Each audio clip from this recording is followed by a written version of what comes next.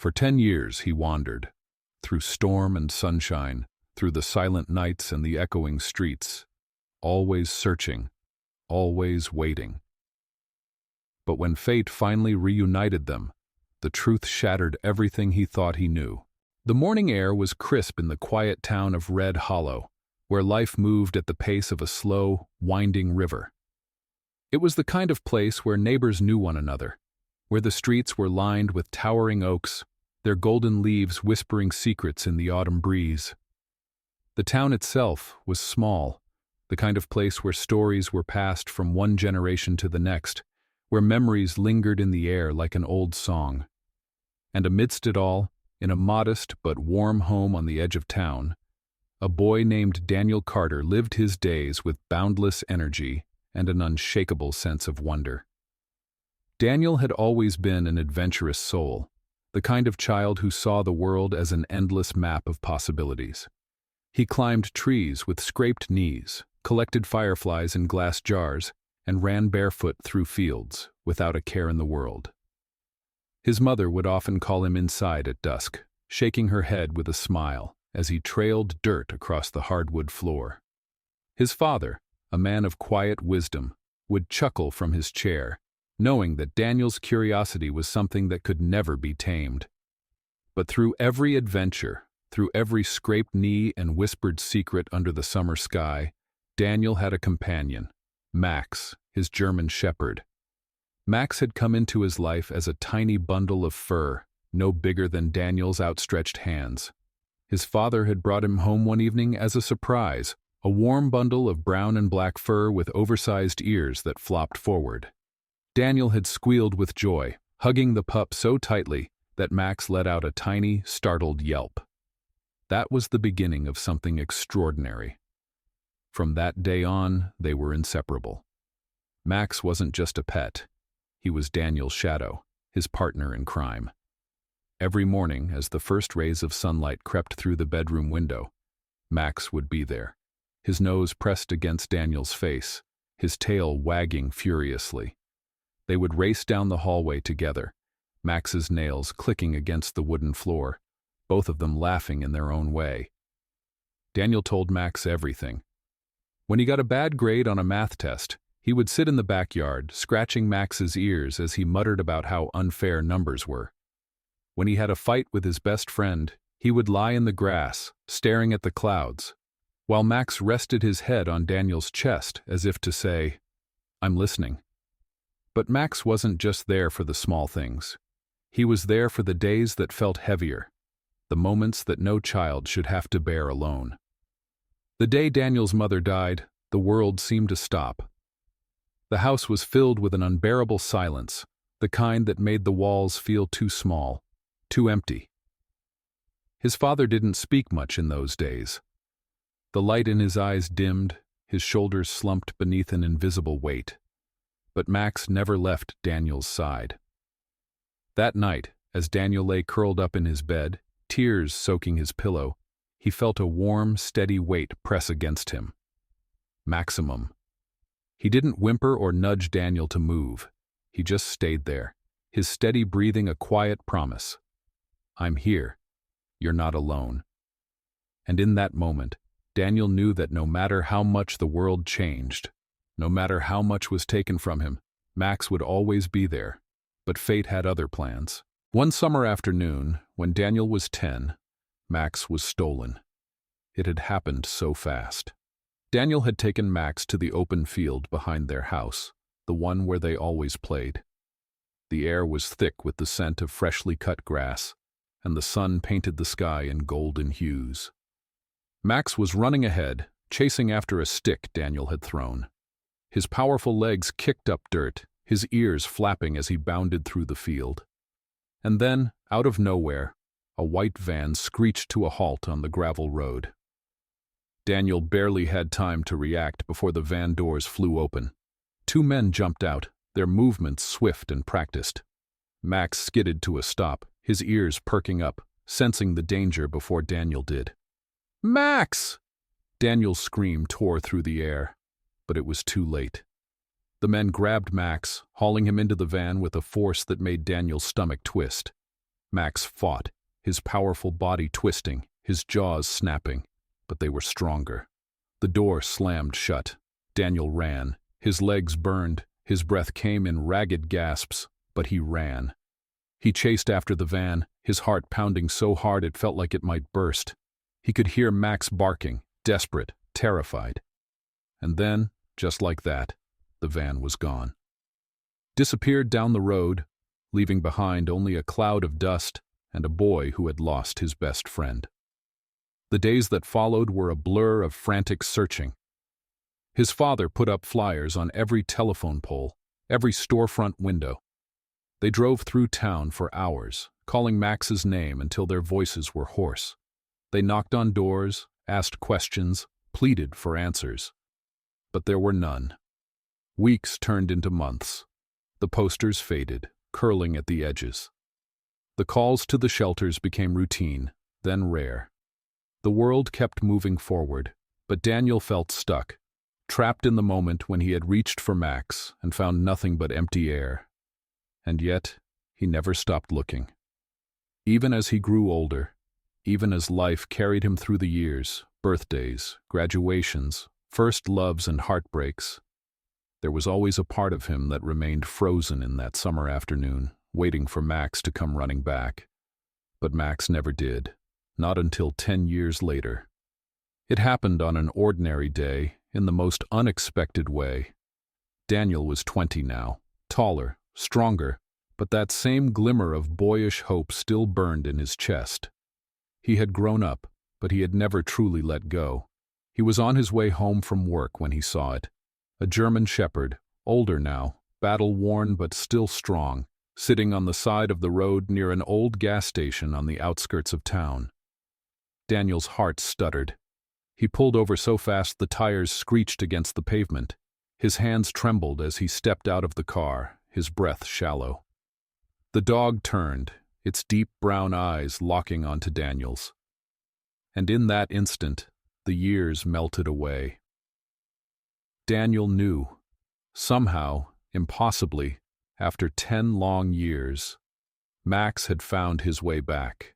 Daniel stood frozen, his heart pounding against his ribs as he stared at the dog sitting by the gas station. The streetlights cast long shadows across the cracked pavement, and the cool night air carried the scent of gasoline and distant rain. His mind screamed for logic. It can't be him. It's been 10 years. But his heart knew better. The German shepherd before him was older, his black and tan fur now streaked with silver. There were scars along his body, faint reminders of battles fought in the years they had been apart. His ears perked, his deep brown eyes locked onto Daniel's, and for a moment, neither of them moved. Daniel took a hesitant step forward. "Max." His voice was barely above a whisper, as if he were afraid to break the fragile moment. The dog stiffened. A flicker of something passed through his gaze.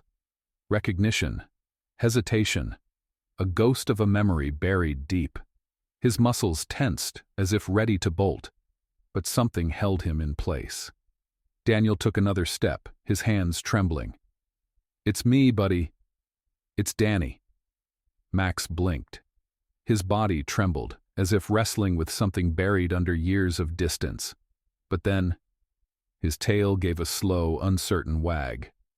A sob caught in Daniel's throat. He dropped to his knees, arms open, waiting, hoping. Max hesitated only for a second longer before he surged forward, closing the distance between them in a heartbeat. Daniel braced himself as Max crashed into him, nearly knocking him backward onto the pavement. The shepherd buried his face against Daniel's chest, letting out a broken, strangled whimper, a sound of relief, of disbelief, of a longing that had stretched across a decade.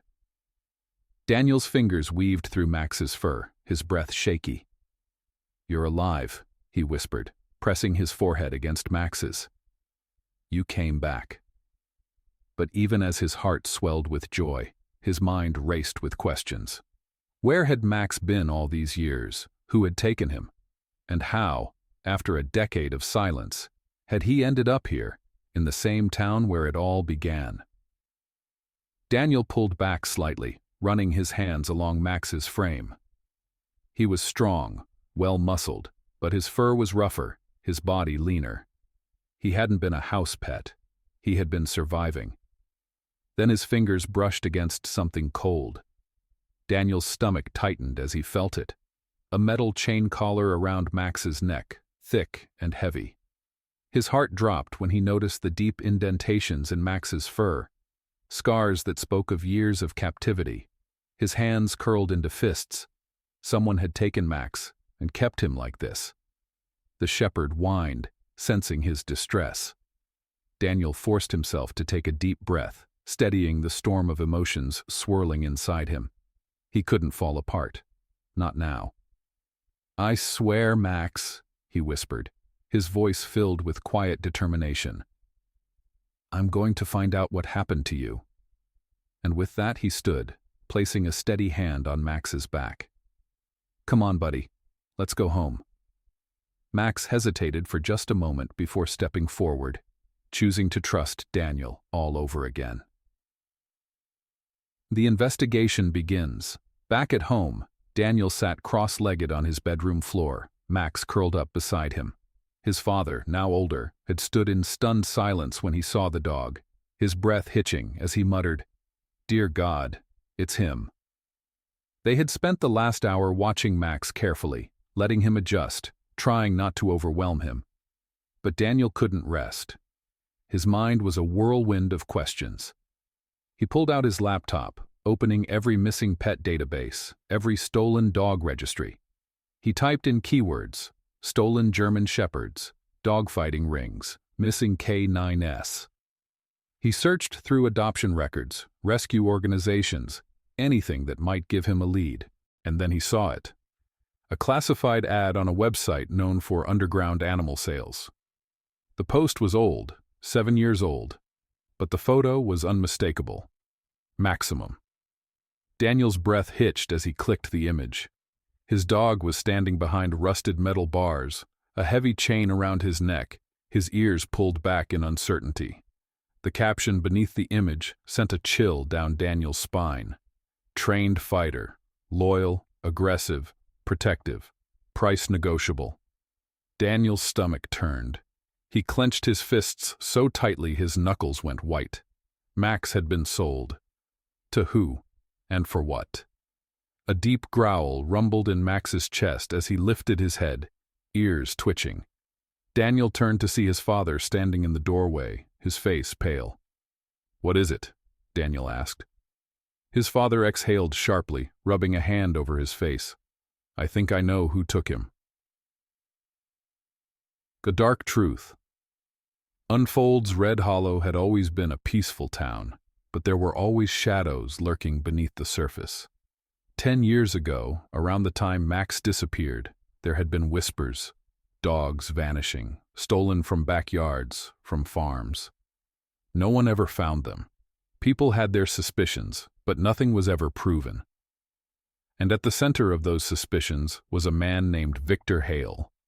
Victor had lived on the outskirts of town, running what he claimed was a training facility for guard dogs. But locals whispered otherwise: dogfights, illegal sales, abuse. Daniel's father exhaled. "He left town years ago, but I always thought—" He shook his head. "I always thought he had something to do with Max's disappearance." Daniel's blood ran cold. Was this where Max had been? Forced to fight? Kept on a chain? Trained to be something he never was? He looked down at Max, at the scars along his legs, the way he flinched at sudden noises. And suddenly, he understood. Max had been through hell. Daniel's jaw tightened. He had to know for sure. He grabbed his jacket, determination burning in his chest. "I'm going to find out where Victor is." His father hesitated. "Daniel?" But Daniel shook his head. "He took my best friend. I need to know the truth." Max lifted his head, his eyes locked onto Daniel's. And just like that, it was decided. Max wasn't just home. He was ready to fight for the life he had lost. The next step. Daniel's fingers trembled as he typed Victor Hale's name into the search bar. His heart pounded as he scrolled through records, trying to find any trace of him. Then, there it was, a recent news article. Local man arrested on animal cruelty charges. Operation shut down after decade of illegal breeding and fighting. Daniel's breath caught. Victor had been arrested, but the question remained. How did Max escape? Daniel glanced at his dog, now watching him with calm, wise eyes. Max had survived something unimaginable, and Daniel was going to find out how. But more than anything, he was going to make sure no one ever hurt Max again. Daniel couldn't sleep that night. He lay in bed staring at the ceiling, his mind racing with images of what Max had been through. He turned to look at his German shepherd, now curled up on an old blanket beside his bed. Despite everything, Max was finally home. But home wasn't enough, not after 10 years of suffering. Daniel knew he had to do something. He had to find out everything, where Max had been, who had hurt him, and most importantly, how to make sure that no other dog suffered the same fate. He grabbed his phone and opened the article again. Victor Hale had been arrested a few months ago, but his illegal operation had spanned years. The report mentioned that many of the dogs were taken by rescue groups, but some had vanished. Some had either been sold off before the police raid, or they had escaped. Daniel's gut told him that Max was one of the few that got away. But how? And where had he been before he ended up back in Red Hollow? Max stirred in his sleep, his legs twitching as if he were running in a dream, or running from something. Daniel exhaled slowly. Whatever happened to Max, it wasn't over. The first clue.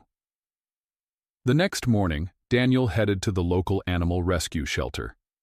If Victor Hale's operation had been shut down, the dogs that were saved would have been taken somewhere. Maybe someone there could tell him more. When he pulled into the gravel parking lot, he felt his pulse quicken. Max sat in the passenger seat, ears perked, his eyes scanning their surroundings. "It's okay, buddy," Daniel murmured. "We're just getting answers." As they stepped inside, a woman behind the counter looked up and froze. Her eyes widened as she stared at Max. "Oh my God," she whispered. "Where did you find him?" Daniel's heart pounded. "You know him?" She nodded slowly. "I think so. He looks like one of the dogs from the Victor Hale case."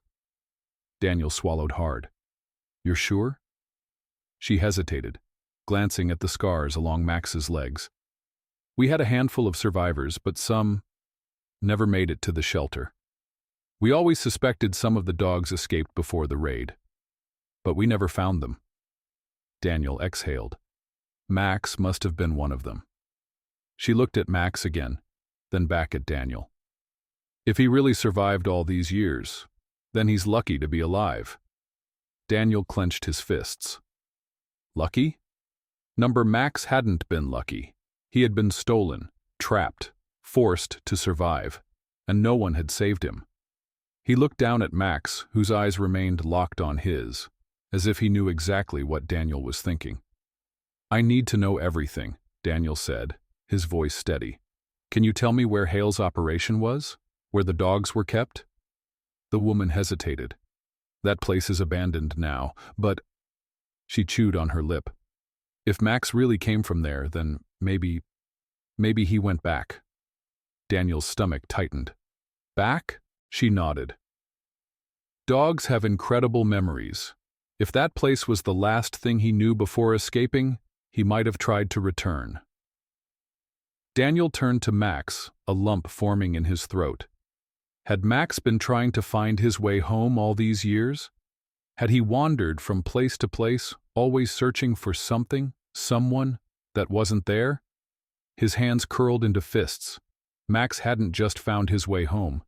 He had fought for it, and Daniel was going to fight for him, too.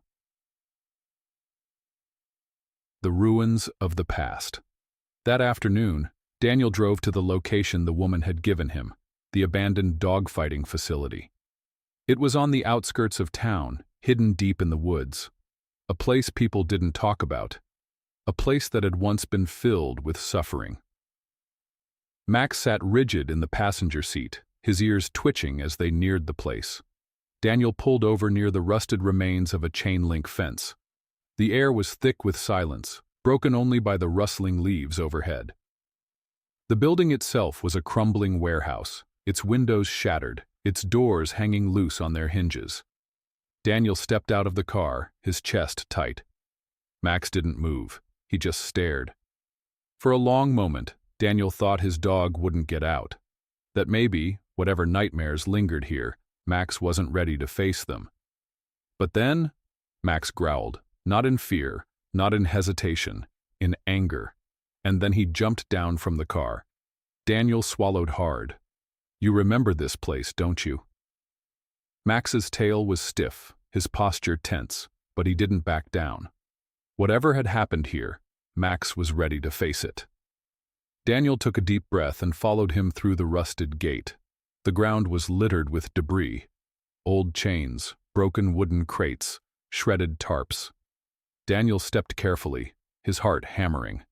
Then they reached the back of the building. Max stopped, his ears perked, his nose twitching. And then, he bolted. "Max!" Daniel called, running after him. The shepherd sprinted toward the remains of a large metal cage, its bars rusted but still standing. Max circled it, sniffing furiously. Daniel's chest tightened. Was this where they had kept him? He stepped forward, his hands shaking as he touched one of the bars. The metal was scratched, deep grooves along the surface, claw marks. Daniel's breath caught. Had Max tried to claw his way out? A lump formed in his throat. "You tried to escape, didn't you?" he whispered. Max let out a low whine, his tail dropping slightly. But then his ears twitched. He heard something. Daniel held his breath. A rustling sound. Footsteps. Someone else was here. The confrontation. Daniel's pulse raced. He turned toward the sound, his fists clenching. A figure emerged from the shadows, a man, tall and wiry, with sunken eyes and a weathered face. Daniel's stomach twisted. He knew this man. Victor Hale's right-hand man. The one who had disappeared when the police shut the operation down. Max snarled, stepping in front of Daniel, his fur bristling. The man smirked. Well, well, look who found his way home. Daniel's blood boiled. You did this to him. The man shrugged. It was just business. Daniel's hands shook with rage. You stole my dog. You... A deep growl rumbled from Max's throat, low, threatening. The man's smirk faltered. You should leave, he said, shifting on his feet. This place is done. Daniel's jaw clenched. If I ever see you near my dog again. He didn't finish the sentence. He didn't have to. Max took a step forward, his powerful frame tense, his teeth bared. And for the first time, the man looked afraid. Without another word, he turned and disappeared into the trees. Daniel let out a breath, his hands still shaking. He looked down at Max. His dog, his best friend, had been through hell. But he had survived. And now, he was home. Daniel knelt down, cupping Max's face. No one's ever going to hurt you again, he promised. Max pressed his head against Daniel's chest, his tail wagging slightly. For the first time in 10 years, he was safe. But Daniel knew the fight wasn't over. Because somewhere out there, there were still dogs like Max, still suffering. And now, Daniel had a mission. To make sure that no one else would ever go through what Max had. The wind whispered through the rusted remains of Victor Hale's compound as Daniel stood there, his heart still pounding from the confrontation. The man was gone, fading into the thick shadows of the forest, but his presence still lingered like a sickness in the air. Max sat beside him, still tense, still watching the tree line, as if expecting the man to return. Daniel exhaled slowly, running a hand through his hair. We have to stop this, he muttered under his breath. He had found Max. He had found proof, cages, scars, memories that refused to fade. But there were others. Dogs who never made it home. Dogs who were still out there, waiting for someone to save them. And Daniel knew one thing for sure. He wasn't walking away from this fight. The plan for justice. Back home, Daniel sat at his desk, fingers tapping against his laptop keyboard.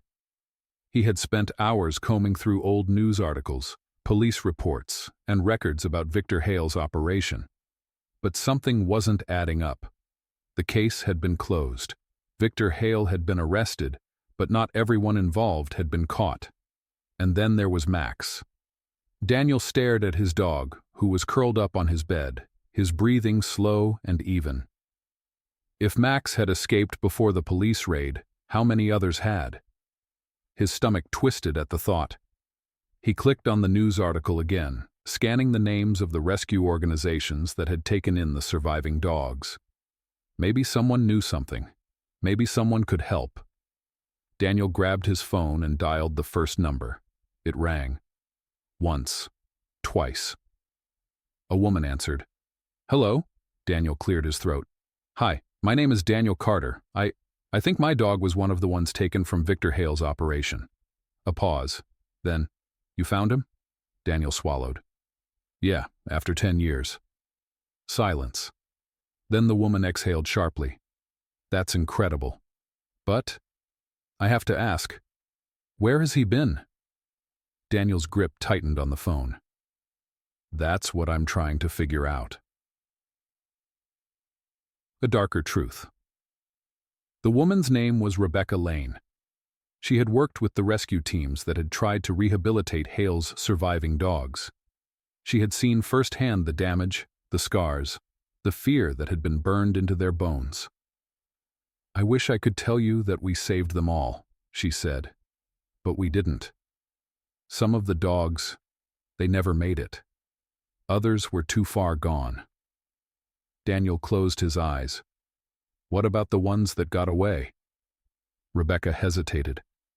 "We think some of them were sold off before the raid. Others disappeared. No one knows what happened to them." Daniel exhaled through his nose. "I think I found one of the people still involved." Rebecca was silent. Then, "Tell me everything." Daniel did. He told her about Max's scars, about the classified ad, about the man he had seen at the compound. Rebecca cursed under her breath. That bastard wasn't working alone. A chill ran through Daniel. "What do you mean?" Rebecca sighed. "We always suspected there was another ring. One that wasn't just Hale. Someone else was running things too." Daniel's heart pounded. "You think it's still going?" "I don't think," Rebecca said. "I know." The dangerous lead. Daniel paced his bedroom, his mind racing. Max watched him carefully, his deep brown eyes never leaving Daniel's face. "Someone else is still running the operation," Daniel muttered, raking a hand through his hair. "They're still out there." Max let out a low, quiet whine. Daniel knelt beside him, running his fingers through his fur. "I know, buddy, but we're gonna stop them." Max licked his hand. A silent promise. Daniel knew what he had to do. He called Rebecca again. "How do we find them?" Rebecca hesitated. "There's someone you need to talk to." A pause. "His name is Miguel Alvarez. He used to be part of Hale's operation. But he turned on them. He testified in court. He knows things." Daniel grabbed his keys. "Where is he?" The informant. Miguel Alvarez lived in a rundown trailer on the edge of town. The place was small, barely standing, the paint peeling from the walls. Daniel knocked. Nothing. He knocked again, harder. "Miguel?" Footsteps. The door cracked open, revealing a man with tired eyes and a worn face. "I don't talk to reporters," Miguel muttered. "I'm not a reporter," Daniel said. "I'm here about the dogs." Miguel's entire body stiffened. He looked at Daniel for a long moment. Then, finally, he stepped aside. Come in. Inside, the air was thick with cigarette smoke. Miguel sat down at the small, cluttered kitchen table, motioning for Daniel to do the same. You don't want to know about this, Miguel said. Daniel's jaw tightened. Yeah, I do. Miguel exhaled. You got a dog in this fight? Daniel met his gaze. Yeah, Max. Miguel's brow furrowed. Then his eyes widened. You're the kid, the one whose shepherd got stolen 10 years ago. Daniel nodded. Miguel leaned back, shaking his head. Damn, he made it out? He did, Daniel said, but not everyone did. And I need to know who's still out there. Miguel rubbed his face. There's a guy, not Hale. Someone worse. Daniel's pulse pounded. Who? Miguel hesitated. Then, finally, he spoke. Elias Vance. The name sent a chill down Daniel's spine. He's still running things, Miguel said. Still making money off stolen dogs. Still making them fight. Daniel's fists clenched. Max had escaped this world, but others hadn't. Daniel stood. I need to find him. Miguel's expression darkened. You don't want to do that, kid. But Daniel had already made up his mind. He was going to stop Elias Vance, no matter what it took. A reckoning. 2 nights later, Daniel found himself parked outside an old warehouse on the outskirts of town. Rebecca had given him an address. This was it. Max sat in the passenger seat, ears alert. You ready, buddy? Daniel whispered. Max let out a quiet huff. Daniel swallowed hard and stepped out of the car. The air was thick with tension as he approached the warehouse. He could hear faint barking inside. His stomach twisted. He moved carefully, his heart hammering. He peered through a cracked window, and what he saw made his blood run cold. Inside, cages, dozens of them. Dogs trapped in rusted metal enclosures, their eyes dull with exhaustion and fear. And standing in the center of it all, Elias Vance. A man Daniel had never met, but somehow he had always known he would. Daniel clenched his fists. This was it. This was where it ended. Max let out a low, dangerous growl. Daniel turned to him, his heart pounding. Let's get them out. Max didn't hesitate. He surged forward, teeth bared, ready to fight for the ones who couldn't. And Daniel followed. It was time to end this nightmare, once and for all. The moment Daniel stepped inside the warehouse, the stench of blood, sweat, and fear filled his lungs. The barking of caged dogs echoed through the vast, dimly lit space, each whimper a reminder of the monsters who had done this. And standing in the center of it all was Elias Vance. A tall, broad-shouldered man with cold, calculating eyes. Elias barely looked up from the clipboard in his hands.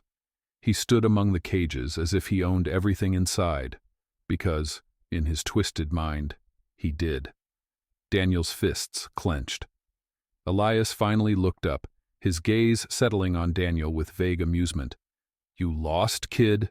Max growled low, stepping forward, his fur bristling. Elias's smirk faltered. He tilted his head, his sharp gaze narrowing on the German shepherd at Daniel's side. Well, I'll be damned, he murmured.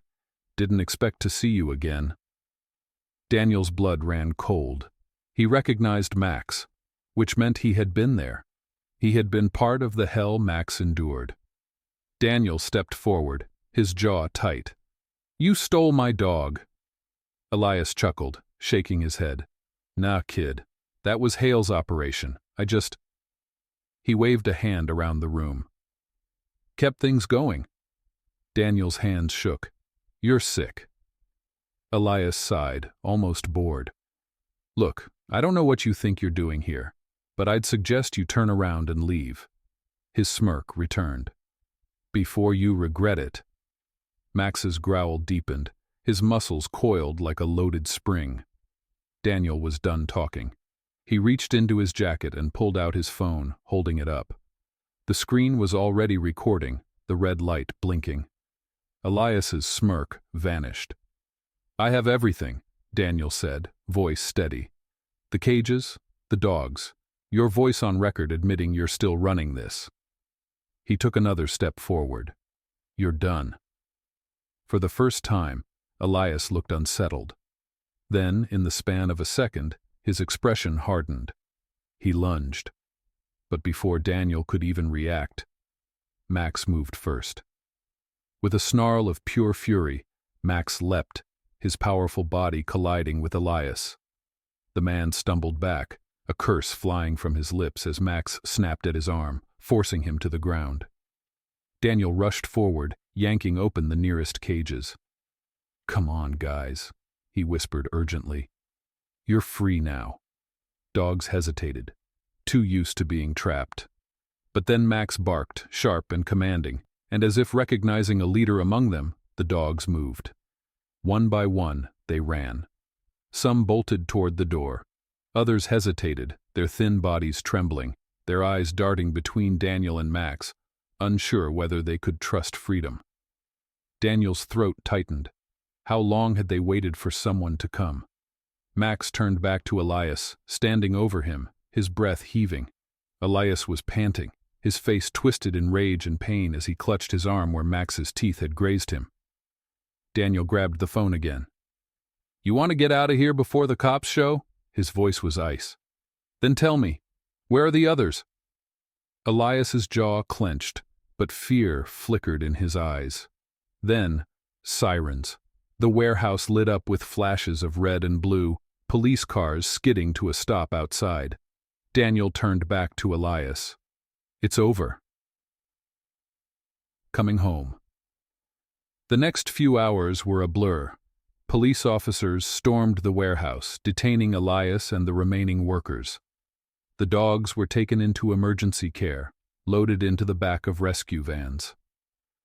Daniel watched as each one was carried out, his heart aching. Some of them were just puppies. Max sat beside him, his body tense but his tail wagging slightly. For the first time, he wasn't alone. Rebecca arrived at the scene, her face pale with shock. "You actually did it," she whispered. Daniel let out a shaky breath. "We did." She looked at Max, then back at Daniel. "You're gonna keep him, right?" Daniel scoffed. "He was never not mine." Rebecca smiled. "Then let's get him home." And that night, for the first time in a decade, Max slept in Daniel's room.